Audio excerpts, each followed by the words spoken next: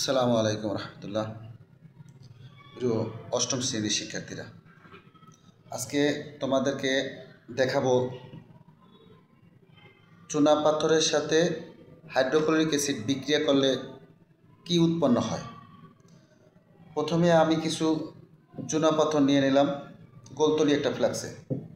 তারপর পাত্রে থাকা হাইড্রোক্লোরিক অ্যাসিড ড্রপারের সাহায্যে হাইড্রোক্লোরিক অ্যাসিডটা আমি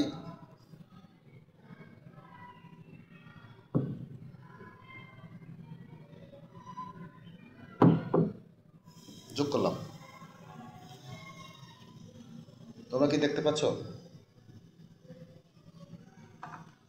এরপর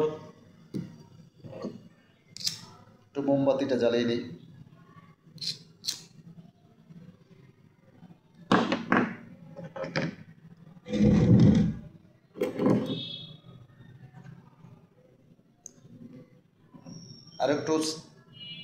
আর কিছু পরিমাণে